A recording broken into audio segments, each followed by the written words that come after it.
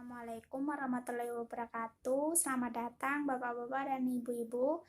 Saya Beta Permadani dari Marketing Promotion Keripik Kentang atau KK. Saya Gilang Guswi Andi Alidin. Halo, saya Rina Wahyudi Utami dari kelas D3B Manajemen Pemasaran. Assalamualaikum warahmatullahi wabarakatuh. Nama saya Devan Rizky Ramadan. Kami di sini adalah owner dari perusahaan Keripik Kentang Kakak yang akan mempresentasikan tentang produk kami, yaitu keripik kentang. Keripik kentang adalah kentang yang dipotong tipis-tipis kemudian digoreng dengan minyak banyak atau dipanggang sampai garing. Keripik kentang biasanya disantap oleh masyarakat sebagai makanan pembuka atau pembangkit selera dan juga sebagai makanan ringan atau cemilan. Penyiapan keripik kentang yang paling sederhana adalah dengan digoreng dan digarami, tapi dapat juga ditambahkan berbagai rasa seperti pedas, gurih, pedas manis, manis ekstra, dan juga ekstra pedas untuk membuat variasi agar keripik kentang lebih menarik. Untuk harga, dalam penentuan harga sebenarnya itu mudah, dengan kita melihat harga pasar atau dengan menghitung HPP dan profit dan sebagainya. Intinya harga yang kita tawarkan atau tetapkan adalah harga yang masuk akal. Ini adalah contohnya untuk harga-harga yang bisa terbilang masuk akal di kalangan masyarakat. Yang ketiga adalah place. Pasar adalah lokasi yang bagus karena di situ tempat berkumpul berbagai macam konsumen. Bisnis juga cepat berkembang karena tidak hanya terbatas pada pengguna akhir produk. Namun jalinan antara dua bisnis berpeluang besar bisa kita dapatkan. Usaha jenis makanan ringan atau cemilan memiliki fleksibilitas tinggi. Lokasi selain pasar seperti stasiun, bandara, dan terminal tempat aktivitas lalu lalang orang berpergian bisa dipastikan makanan ringan sangat dibutuhkan tidak hanya sekedar untuk dalam perjalanan tetapi juga sebagai oleh-oleh. Untuk promotion, perluas jaringan pemasaran produk. Pasar luas, kami menjual keripik ini di mana saja. Kita bahkan akan membentuk tim penjualan mengumpulkan pedagang kaki lima atau menitipkan produk di swalayan atau toko-toko makanan. Tidak hanya itu saja, kita juga memanfaatkan media sosial untuk memasarkan produk kita, dan kita juga melayani delivery order. Memasarkan produk melalui beragam sosial media, karena pada zaman sekarang konsumen cenderung suka membeli produk via online, karena memudahkan mereka mendapatkan barang dengan berdiam diri di rumah. Mereka dapat berbagai barang atau makanan yang diinginkan tidak perlu keluar rumah.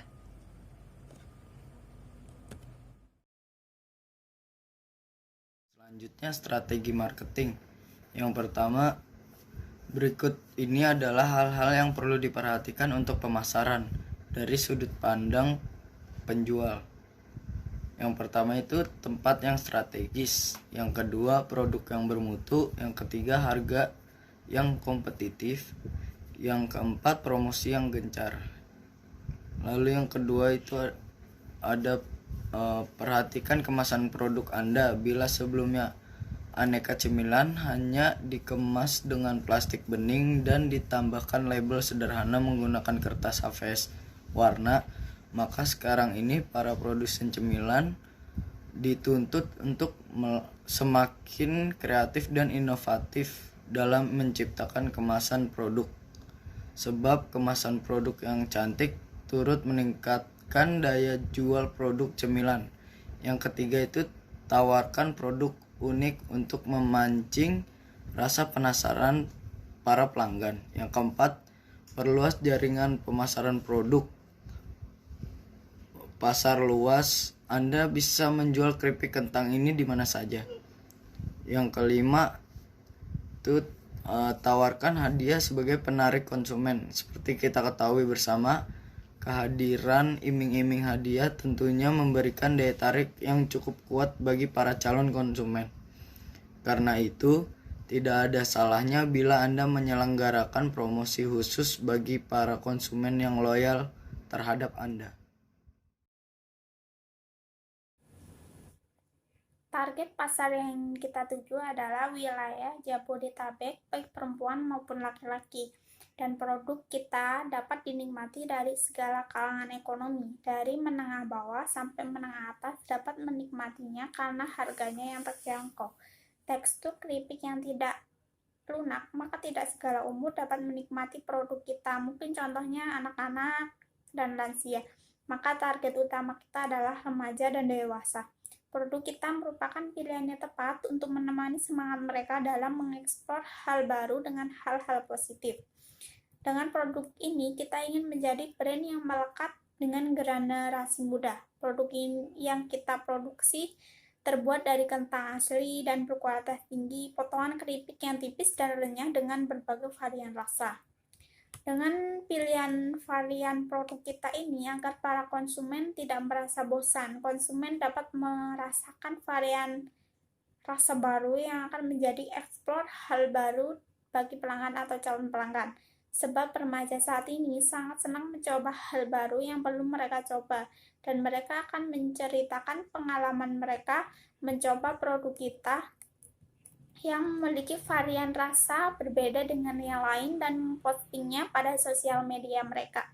Tapi di sini tidak hanya mementingkan rasa atau varian, kemasan yang menarik merupakan hal penting dalam produk yang kita jual. Kemasan yang inovatif dan kreatif dengan desain yang menarik merupakan hal penting juga yang sangat digandrungi oleh remaja saat ini. Karena kemasan yang menarik sehingga konsumen tertarik membelinya. Keestetikan sebuah kemasan produk saat ini sangat digandrungi oleh remaja sehingga meningkatkan penjualan produk yang kita jual.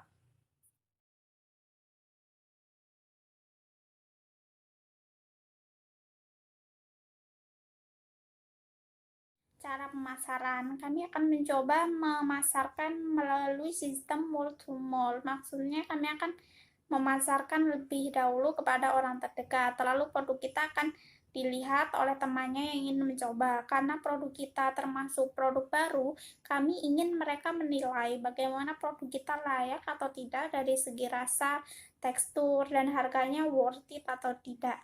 Jika ada kekurangan atau dalam produk kita dapat memperbaiki sesuai dengan penilaian yang mereka berikan. Barulah kita mencoba menjual menggunakan media sosial. Disinilah kita dituntut kreatif, inovatif, menciptakan kemasan produk yang menarik dengan desain kekinian yang sekarang ini digandrungi remaja yang merupakan target pasar kita. Yang mau kita tonjolkan yaitu kemasan yang menarik, desain yang kreatif, pelayanannya baik, dan menjaga kualitas produk yang utama.